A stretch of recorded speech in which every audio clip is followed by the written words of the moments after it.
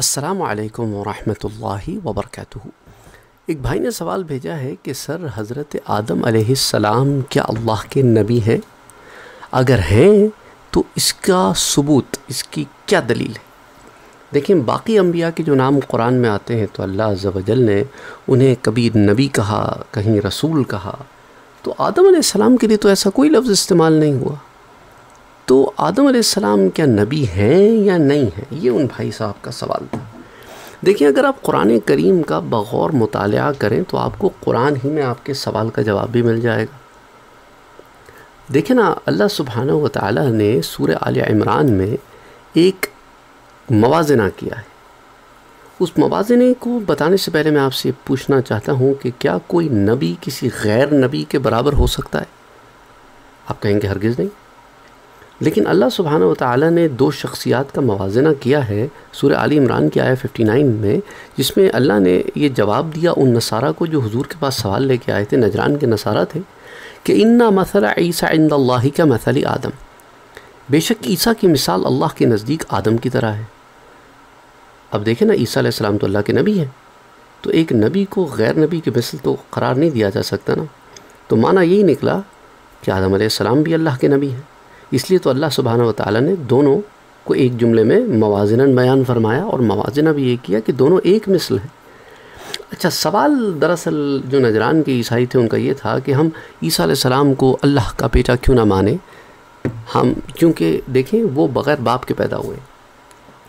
تو یہاں پہ اللہ نے انہیں جواب دیا کہ اگر بغیر باپ کے ہونا کسی کو الوہیت کے درجے میں داخل کر دیتا ہے تو آدم تو پھر بغیر ماں باپ کے پیدا ہوئے، وہ تو اور بھی بڑے درجے کے الوہیت میں ہو گئے، استغفر اللہ العظیم۔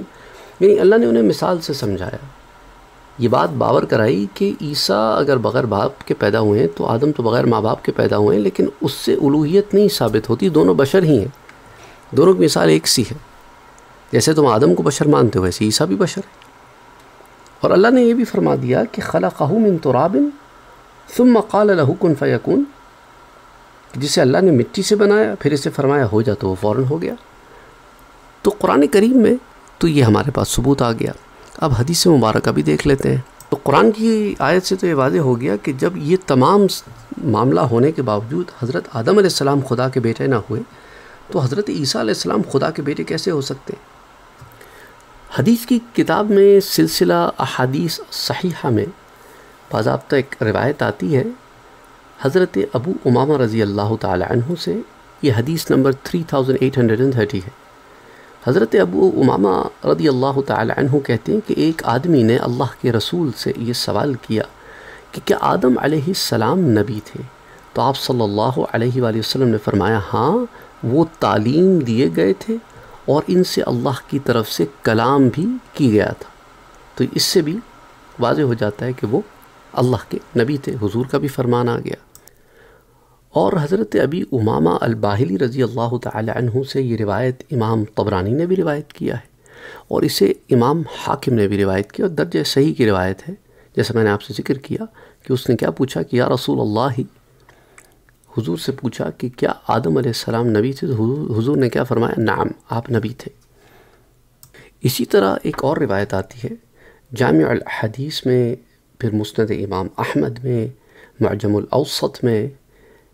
یہ روایت حضرت ابی ذر سے ہے رضی اللہ تعالی عنہ سے کہ حضور صلی اللہ علیہ وآلہ وسلم سے سوال کیا گیا کہ یا رسول اللہ صلی اللہ علیہ وآلہ وسلم، کیا آدم علیہ السلام نبی تھے؟ قال نعم، وہ نبی تھے۔ حضور نے کیا جواب دیا کہ وہ نبی تھے۔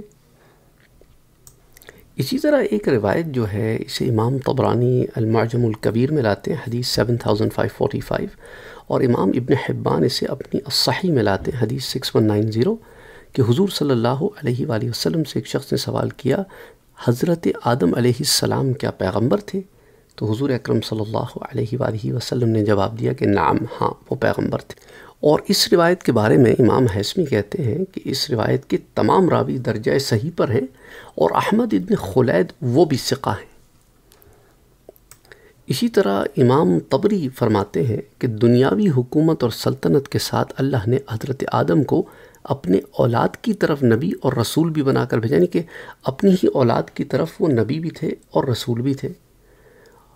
اور اپنی اولاد کے غیر میں یعنی قوم کی طرف سب سے پہلے جو رسول بنا کر بھیجے گئے وہ حضرت نوح علیہ السلام تھے. تو حضرت آدم علیہ السلام کا زمین پہ آنا، پھر بعد میں اولاد کا ہونا، اس تمام عرصے میں آپ ہی اللہ کے نبی بھی تھے اور رسول بھی تھے. اور اسی طرح امام طبری فرماتے ہیں کہ حضرت آدم علیہ السلام پر 11 صحیفے نازل ہوئے تھے، اور یہ بھی کہا جاتا ہے کہ حضرت آدم علیہ السلام پر 21 اوراق میں مردار، خون اور خنزیر کے گوشت کی حرمت اور حروف معجم اترے تھے، کہ 21 پیجز میں آپ پہ تمام قوانین بھی اترے تھے اور آپ پر حروف بھی اترے تھے. آپ جتنی زبانوں کو جانتے تھے ان زبانوں کے صرف لیٹرز جو ہیں وہ 21 پیجز پر لکھے گئے تھے. اب وہ کتنے بڑے پیجز تھے اللہ ہی بہتر جانتا ہے. تو یہ تفصیلات اور کچھ اور تفصیلات تاریخ طبری میں آپ کو مل جائیں گی جلد 1 صفحہ 74 پر. اس لیے وہ جو مسند امام احمد اور معجم الاوسط میں حضرت ابی ذر والی روایت آتی ہے نا، اس میں بھی الفاظ ملتے ہیں کہ حضور نے ارشاد فرمایا، جب ایک آدمی نے پوچھا کہ کیا آدم نبی تھے، تو حضور نے فرمایا ہاں وہ نبی بھی تھے اور رسول بھی تھے. تو پھر حضرت نوح علیہ السلام کو لوگ پہلا رسول کیوں کہتے ہیں، وہ میں نے آپ کو ایکسپلین کیا کہ وہ پہلے رسول اس طرح ہیں کہ وہ انسانوں کی طرف پہلے، عام انسانوں کی طرف پہلے رسول بنا کر بھیجے گئے تھے. آدم علیہ السلام تو اپنی اولاد کی طرف بھیجے گئے تھے. تو یہ ایک فرق ہے جو علماء نے بیان کیا. اس لیے بعض علماء نے اپنی کتابوں میں آدم علیہ السلام کو صرف بطور نبی لکھا ہے، بعض نے نبی اور رسول لکھا ہے. تو بعض لوگ پھر کنفیوز ہو جاتے ہیں کہ بھئی پہلے رسول نوح علیہ السلام تھے، آدم علیہ السلام تھے. تو اس کی بھی آج آپ کو تفصیلات پتہ چل گئی ہیں. تو امید کرتا ہوں بھائی صاحب کا سوال بھی یہاں ایڈریس کیا ہم نے، اور آپ میں سے اگر کسی کے ذہن میں یہ سوال نہ بھی آیا ہو تو اب آپ کو جواب مل گیا ہے. امید کرتا ہوں کہ علم میں اضافہ ہی ہوا ہوگا. السلام علیکم ورحمۃ اللہ وبرکاتہ. Don't forget to like, share, comment and subscribe to Sayyid Saad Qadri.